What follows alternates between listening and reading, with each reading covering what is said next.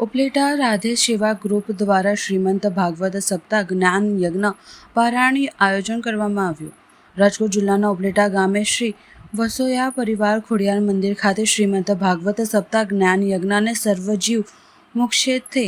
સમસ્ત સમાજના સાર્થક સહકારથી આયોજન, જેમાં આ શ્રીમંત ભાગવત સપ્તાહ જ્ઞાન યજ્ઞમાં વ્યાસપીઠ પર પાર્થિવભાઈ બિરાજી સંગીતમય સુરાવલી સાથે અલૌકિક કથામૃતનું રસપાન કરતા લોકોમાં ભારે ઉત્સાહ। આ તકે ગામના તમામ આગેવાનો હાજર રહ્યા હતા અને શ્રીમદ ભાગવત સપ્તાહમાં રોજ નરસિંહ પ્રાગટ્ય, રામ જન્મ,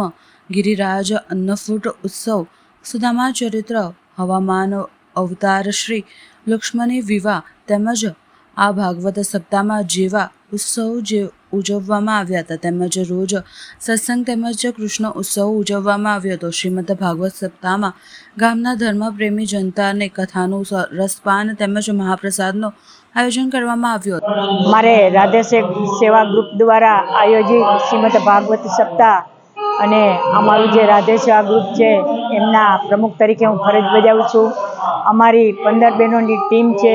અને અમે જે આ કાંઈ કાર્ય કરીએ છીએ નિસ્વાર્થ ભાવે કરીએ છીએ, એમાં અમારો કોઈ એવો સ્વાર્થનો હેતુ હોતો નથી અને આ બધું અમે બહેનો સંચાલિત જ કરીએ છીએ। અમે જુદી જુદી જગ્યાએ આ અમારી 6ઠ્ઠી ભાગવત સપ્તાહ છે અને અમારો મુખ્ય હેતુ એવો છે કે લોકો વ્યસન મુક્તિ થાય, સારા વિચારો મળે અને આપણી જે સંસ્કૃતિ છે જે ભૂલાઈ ગઈ છે, જે આ લીલાઓ છે,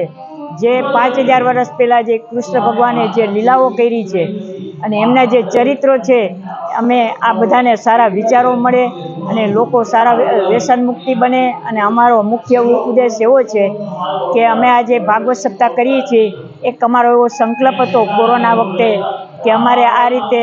1 નહીં 2 નહીં પણ અમારે 11 ભાગવત સપ્તાહનો સંકલ્પ છે। આ અમારી 6ઠ્ઠી ભાગવત સપ્તાહ છે અને આવતા દિવસોમાં અમે 10મી અહીંયા પૂરી કરી અમે આજુબાજુના ગામ છે અમે કોલકી પણ એક કરી અને ઉપલેટાના જુદા જુદા વિસ્તારોમાં અમે આવી રીતે સમાજ રાખી અને જુદા જુદા જે લીલાઓ છે, જે કૃષ્ણ જન્મ છે, વામન જન્મ છે, રૂક્ષ્મણીના વિવાહ છે, એવી રીતે અમે આ જે આપણી જે સંસ્કૃતિ છે એમની જે પરંપરા છે એ મુજબ અમે ઉત્સવ ઉજવીએ છીએ અને આ બધી જે અમારા દાતાશ્રીઓ પણ અમને ખૂબ, કારણ કે અમારો હેતુ નિસ્વાર્થ ભાવનો છે એટલે અમને દાતાઓ તરફથી પણ ખૂબ સહયોગ મળે છે। એવા અમારા જે દાતાઓ છે એમને પણ અમે ખૂબ ખૂબ એમનો પણ આભાર માનીએ છીએ। અને આજે જે અમારે આવતીકાલે અમારા રૂક્ષ્મણી વિવાહ છે, આજે અમારે 56 ભોગ અને અન્નકોટ 56 ભોગ અને ગિરિરાજ પૂજનનો આજે અમારે ઉત્સવ છે। એવી રીતે અમે જ્યાં લીલાઓ છે, જે ચરિત્રો છે, લોકોને સારા વિચારો મળે, વ્યસન મુક્તિ બને, એ જ અમારી રાધે સેવા ગ્રુપની એક અમારી અભ્યર્થના છે।